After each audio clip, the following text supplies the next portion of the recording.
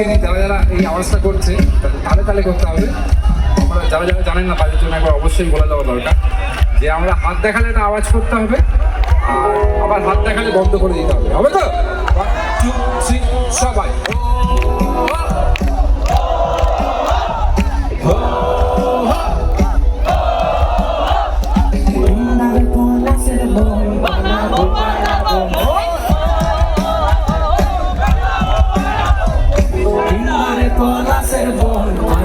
Palabo mo.